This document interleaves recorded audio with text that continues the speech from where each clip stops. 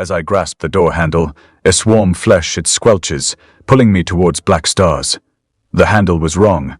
Too soft, like a wound. Not metal that squelched under my fingers. A sound like wet paper tearing, and pulled me into the storage unit. The air tasted of rust and old paper, thick with dust that settled on my tongue like grit. My fingers trembled as I fumbled with the keys. The cold metal of the ring already a weight on my wrist. The keys clinked sharply, a sound that echoed too loudly in the dead silence. I thought of my wife's last words, "Don't let the dark find you." But the dark had found me, in the form of this photograph. The room was a monochrome nightmare. White walls bleached by the harsh overhead bulb, black shadows pooling in the corners like spilled ink. Dust motes danced in the air, each a tiny ghost. I opened the ration box, a tin stamped WPA 1935, and found the photograph. My face older weathered, standing beside a woman in grey Civil War dress. Her eyes were closed, her skin pale as the paper. The paper was brittle, the ink faded to a dark grey. I touched it. The ring snapped shut, teeth of cold metal biting into my wrist. It tightened, a vice of iron. The dripping sound echoed from nowhere. Drip, drip, drip. Each drop hitting the metal floor like a slow heartbeat. The air turned icy. My breath fogged inside my throat, a tiny cloud that shouldn't exist. The cold spot spread from my throat down my chest, darkening the edges of my vision. I could feel the cold spreading, a slow seep like ink in water. The woman in the photo had a name, Clara. She'd been buried in the churchyard with a Civil War soldier. My wife had told me the story once, but I'd forgotten now. Seeing Clara's face, I remembered. The dripping sound was relentless, each drop a hammer on my nerves. The room felt smaller, the walls closing in. My breath fogged inside my throat again. A tiny cloud that shouldn't be there. The cold spot spread, darkening my vision. I could feel it spreading, a stain on the air. The dripping sound echoed. Drip. Drip. Drip. Each drop a hammer strike. My throat clenched, breath curling inside my windpipe. The cold spot spread, darkening the edges of my vision.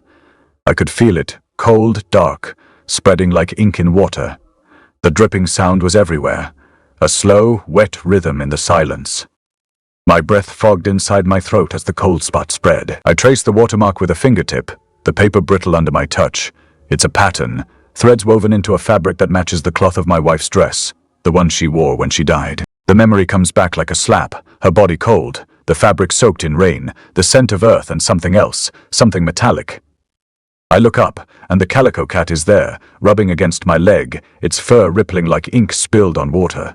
Each ripple a face screaming in silence. Its purr vibrates through my bones, a sound like a slow drip, like the rhythm of the room itself. It's not a cat, I think. It's something else, something watching. My fingers begin to bleed, ink seeping from the tips like smoke from a wound. I press them to the photo and the ink spreads, bleeding into the paper, merging with the image. My wife's face blurs, her eyes closing, her mouth parting in a soundless scream. The cat's purr grows louder, matching the drip, the drip. I feel the cold spreading again, this time from my fingers, a slow seep into my skin. My breath fogs inside my throat, a cloud that shouldn't be there. The walls close in, the air thick with the scent of rust and old paper. The cat's eyes, no, not eyes, its face, no, not a face, its mouth, no. Not a mouth opens, and inside screaming mouths multiply, multiplying until the room is full of them. All screaming, all silent. The drip echoes, the purr hums, and the ink spreads, bleeding from my fingers, from my throat, from my chest, until I am nothing but a stain on the air, a whisper in the dark. I press the photo into the map. Brittle paper, tracing the coordinates with a finger that trembles like a leaf in a dry wind. The ink from my fingertips seeps into the map, surface bleeding through the lines of the 1930s Dust Bowl, where the earth was cracked and the sky was a pale, unblinking eye. The cold comes first, a sharp, sudden bite that makes my breath fog inside my throat, a cloud that should not be there. I stare at the rust stains blooming on the floor, their edges jagged like the teeth of something that had gnawed its way out of the ground. The floor is not wood. It is something older, something that groans when I step too close. The iron ring tightens around my wrist, its weight pressing into the bone like a vice. I do not flinch. I have learned that flinching only makes the pressure worse. The ring is warm now, not cold like the air, and it hums faintly, a sound like a film projector, as reel spinning in a dry room. I hear it. I hear the projector hum. Even though I am alone, the sound is not coming from the ring. It is coming from the walls. The walls are not walls. They are something else, something that breathes when the projector hums. The drip comes next. It is not a sound. It is a sensation, a slow, wet thing that falls from the ceiling and lands with a soft, fun plop, like a drop of water on a dry floor. But there is no water. The floor is dry. My breath is fog. The drip is not from the ceiling. It is from inside me. It is from the ring. It is from the map. It is from the photo. The drip is a rhythm now, a slow, steady beat that matches my own, my pulse, my heart, my breath. The cat leaps onto the map, its paw pressing into the ink, stained paper. The paw imprint is not a paw. It is a face that is not a face that is not mine. It is not my wife, S. It is not my wife, S. It is not my wife, S. It is not my wife, S. The ink bleeds from the imprint, spreading in dark tendrils across the map, across the photo, across the floor. The cat purrs, a sound like a slow drip, like the rhythm of the room itself. The drip echoes, the purr hums, the ink spreads, the cold spreads, the air thickens, my breath fogs. The walls close in, the projector hums. The drip echoes. The ink spreads. The map is bleeding. The photo is bleeding, I am bleeding. The cat's paw is still on the map. The ink is still spreading. The drip echoes. The projector's reel spins with a sound like a dying moth's wings, each revolution dragging the air into a slow, wet rasp. My fingers tremble, not from cold but from the weight of the film itself, thick with the residue of time. The reel's edges are notched like the teeth of a saw, each jagged bite leaving behind a fine dust that settles on my skin, bitter and metallic. I taste it, copper and old pennies, as the image on the screen begins to flicker into life. The footage is grainy, the black and white reversed, as if pulled from a well of drowned time. My wife's face appears first, her features softened by the decay of the emulsion, but her eyes are sharp, unblinking. She is young, younger than I remember, her hair pinned back in a way that makes her neck look fragile, vulnerable. The air around her shimmers, not with heat but with the distortion of something pressed too close to a lens. She is not smiling. She is not moving. She is waiting. The drip starts as a single hesitant fall from the ceiling, a slow from plink-plink that echoes like a dropped pebble in an empty well. Then another, and another. The sound shifts from a drip to a patter, then a rush, as if the sky above has split open. Water pools at my feet, but it does not wet my skin. It does not reflect the light. It is black, thick as oil, and it moves upward, creeping along the walls in thin, writhing strands. The projector's hum fades into the rain's steady rhythm, the reel grinding to a halt with a final, shuddering fucking. The iron ring on my wrist tightens. I do not look down. I know what I will see. The way the metal bites into the flesh, how the blood darkens the grooves like spilled ink. The pressure is not from without. It is from within. The ring is part of me now, a second pulse, a second breath. The ink seeps from the wound, slow and deliberate, pooling on the film reel below. The black liquid spreads across the emulsion, eating away at the image of my wife. Her face dissolves into tendrils, her mouth opening in a soundless scream as the ink claims her. The cat is there before I realize it. It sits on the edge of the screen, its calico fur patterned with faces that twist and writhe, their mouths stretched wide in silent agony. Its purr is not a sound. It is a vibration, a low hum that resonates in my bones, shaking loose the memories I thought I had buried. The faces in its fur move, their eyes flickering with the same unnatural starlight that bleeds through the cracks in the walls. The rain falls harder now, drumming against the metal roof in a staccato rhythm, the sound like fingers tapping against glass. You are the ring. The voice is not in my head. It is not in the room. It is in the air, in the water, in the ink. It is in the cat's purr, in the projector's hum, in the drip of the rain. It is in the way the ring tightens, in the way the water rises, in the way the faces in the cat's fur twist and scream. I look down. The ink has reached my wife's throat. The image is gone, replaced by the blackness of the void. The ring is bleeding now, not ink, but something thicker, something that smells like burnt parchment and old bones. The cat's eyes lock onto mine, and I see myself in them. Not as I am, but as I was, as I will be, as I have always been. The projector's hum stops. The rain stops. The cat's purr stops. The only sound left is the ring, pressing into my wrist, whispering the words again, softer this time, a secret meant only for me. For you are the ring. The ink. It spreads, a slow, deliberate bloom across the grainy emulsion. A grid. That's what it's forming. a precise, unsettling geometry of black against the monochrome gray. Each line is a filament of despair, drawing my gaze downward. The cat's purr, a low, insistent thrum, vibrates in my teeth, a counterpoint to the ringing in my ears. The faces in its fur writhe, their mouths opening and closing in silent screams. I try to look away, but my eyes are magnets, drawn to the expanding darkness, the cold. It's not a chill, not a breeze. It is a localized absence, a pocket of absolute zero clinging to the floor where the ink pools. I can see my breath hanging in the air, a ghostly plume against the gloom. The air smells of dust and something else, something ancient, like the crumbling pages of a forgotten scripture. The metallic tang of the ink is sharp on my tongue, a bitter reminder of the film reel's decay. The ring tightens. Not a sudden spasm, but a gradual, inexorable pressure. It feels less like metal against skin, and more like a bone growing around it. An organic integration. My pulse echoes in my temples, a frantic drumbeat against the encroaching silence. I try to remember what came before the projector, before the film, before the ring. But the memories are fractured, like shards of glass reflecting a distorted reality. The cat's eyes, they're not reflecting light.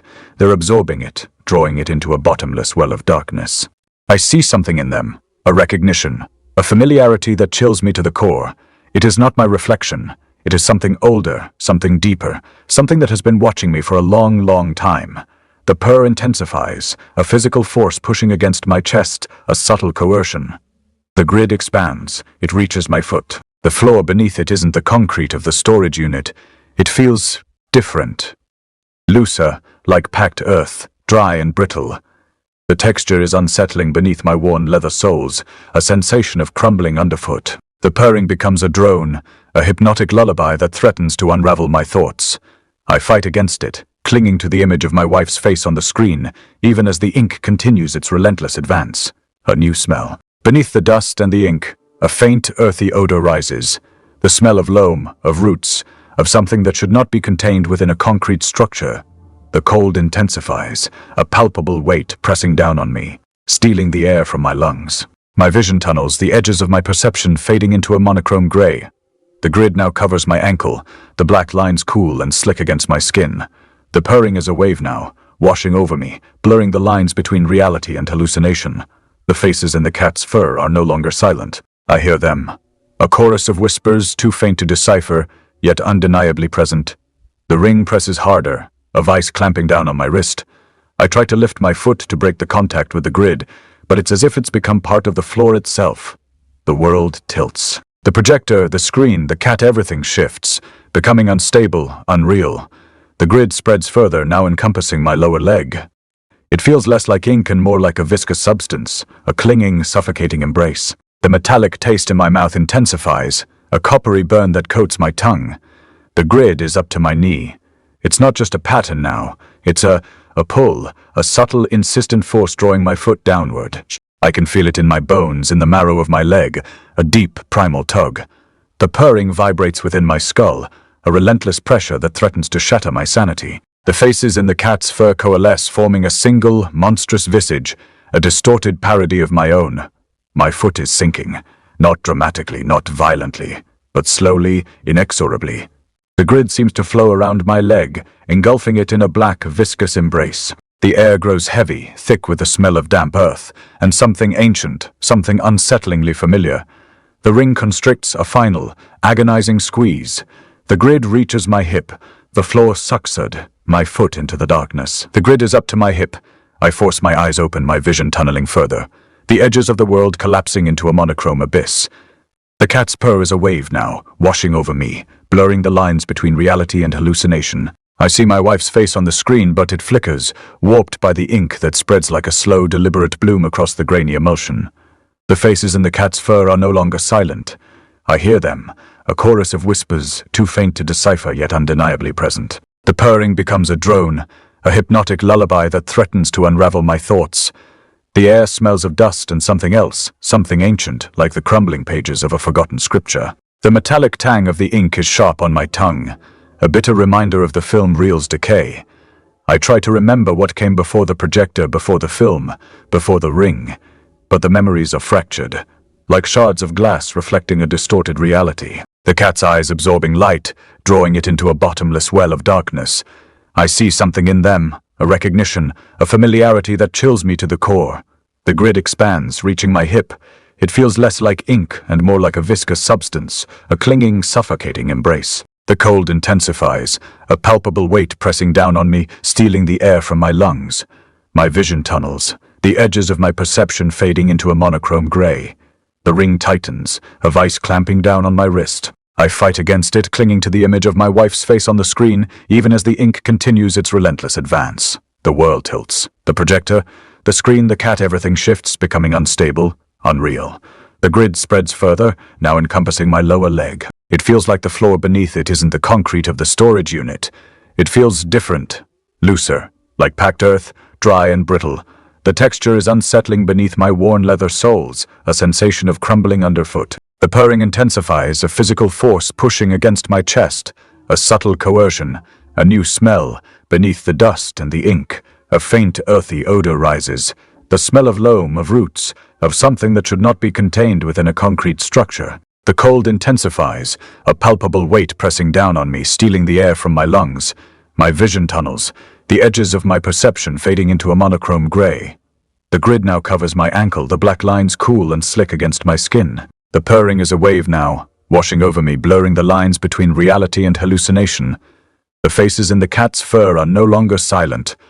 I hear them, a chorus of whispers, too faint to decipher, yet undeniably present. The ring presses harder, a vice clamping down on my wrist. I try to lift my foot to break the contact with the grid, but it's as if it's become part of the floor itself. The world tilts. The projector, the screen, the cat, everything shifts, becoming unstable, unreal. The grid spreads further, now encompassing my lower leg. It feels less like ink and more like a viscous substance, a clinging, suffocating embrace. The metallic taste in my mouth intensifies, a coppery burn that coats my tongue. The grid is up to my knee. It's not just a pattern now. It's a pull, a subtle, insistent force drawing my foot downward.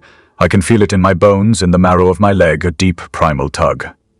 The purring vibrates within my skull, a relentless pressure that threatens to shatter my sanity. The faces in the cat's fur coalesce, forming a single, monstrous visage, a distorted parody of my own. My foot is sinking, not dramatically, not violently, but slowly, inexorably. The grid seems to flow around my leg, engulfing it in a black, viscous embrace. The air grows heavy, thick with the smell of damp earth and something ancient, something unsettlingly familiar.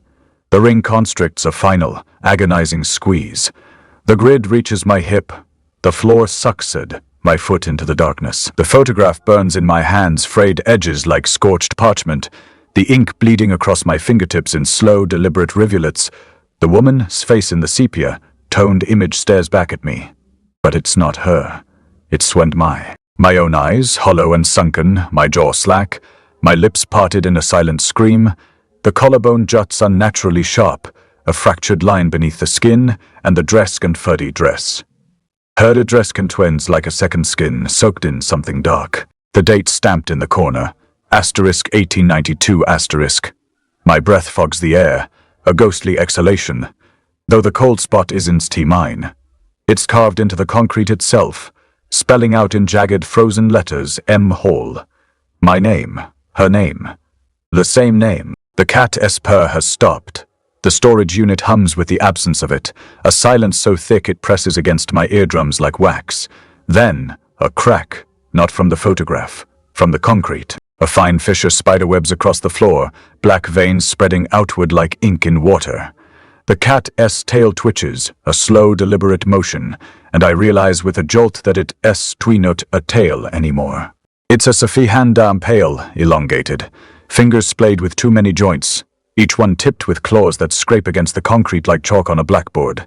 The faces in its fur writhe, their mouths opening in unison, and the sound that comes out isn't a purr. It's a scream, a wet, tearing noise that vibrates through my ribs and into my skull, where it unravels something deep and primal. I stagger back, my heel catching on the grid. The iron ring bites into my wrist, not just tightening but digging in, as if it's trying to burrow beneath my skin.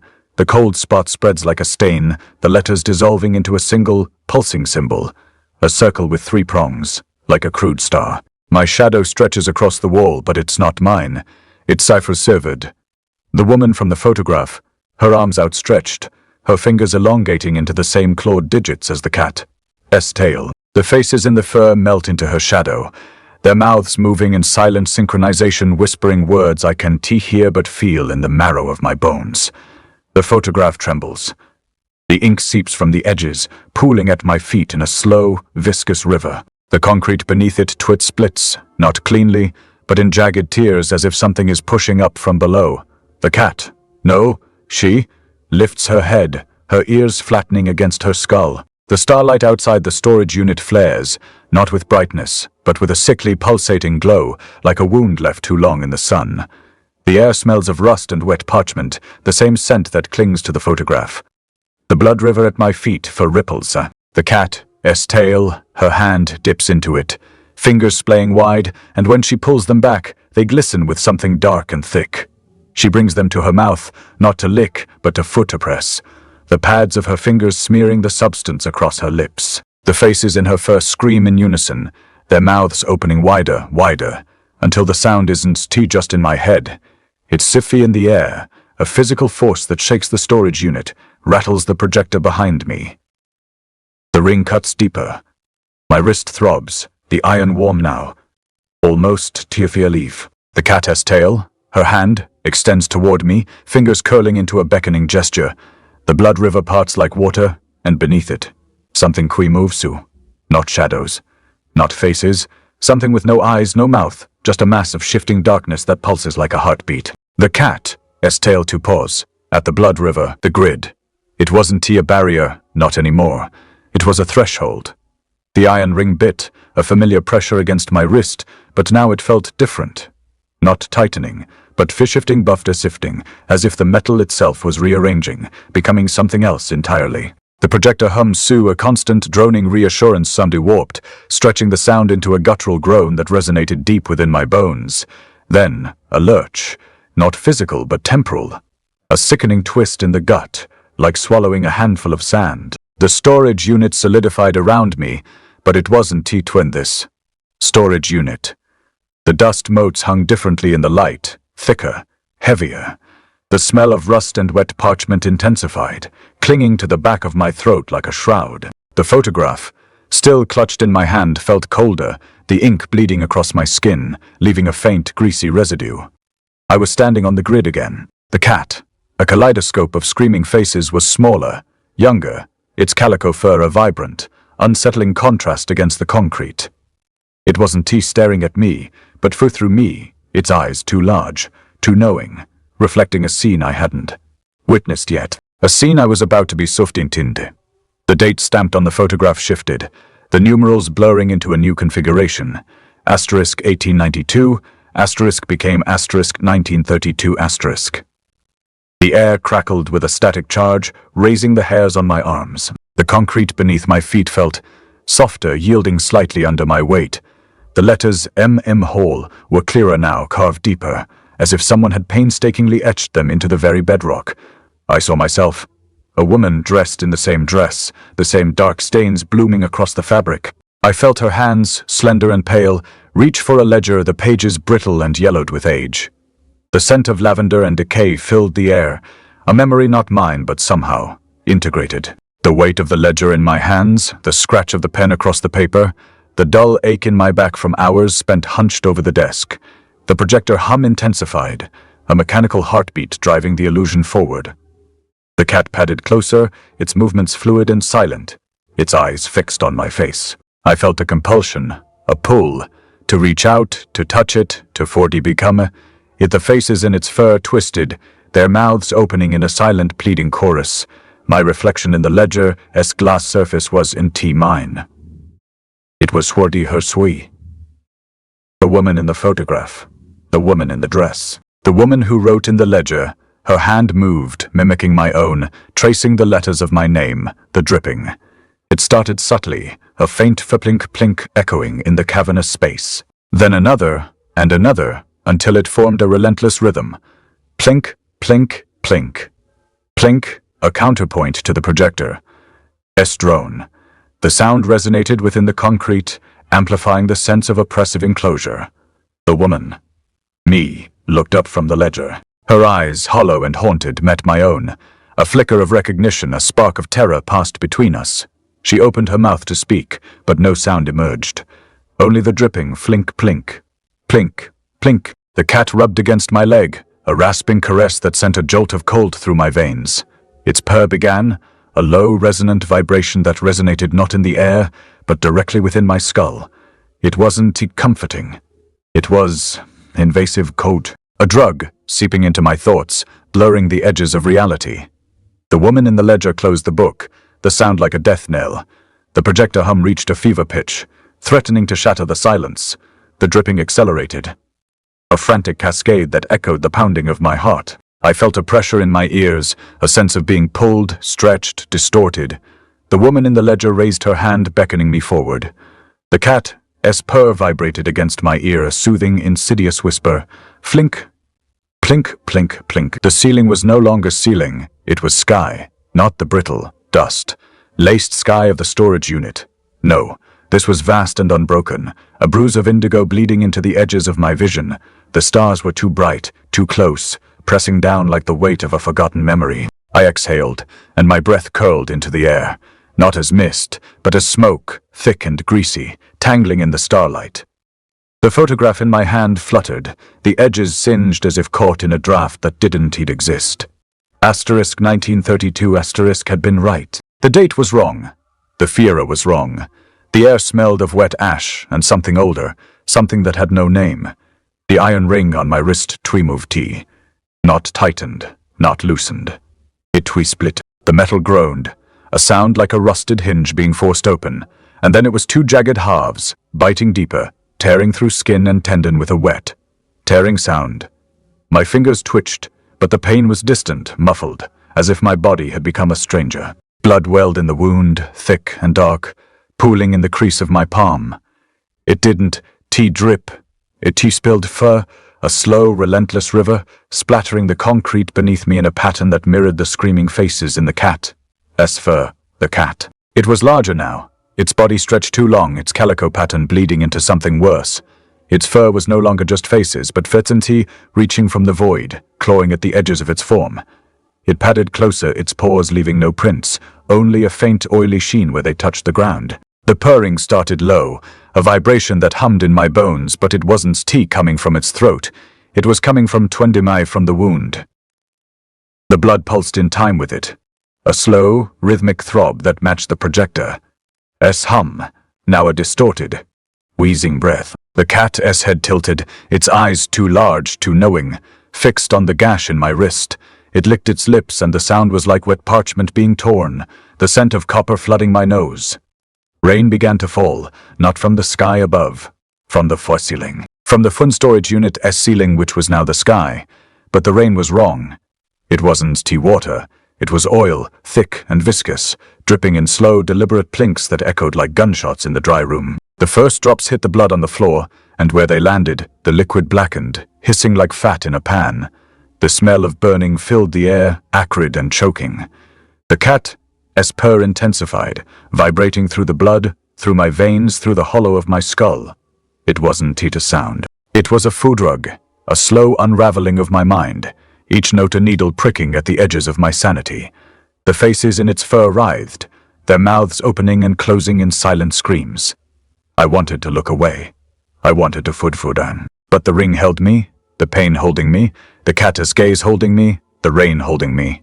The blood in my palm surged, a dark tide, and the cat's tongue flicked out, not to lick, but to sweet drink. The vibration of its purr became a roar, a sound that drowned out the rain, that drowned out the projector, that drowned out me. The blood flowed faster, a river of it, and the cat's body expanded, its fur parting to reveal not skin, but teeth.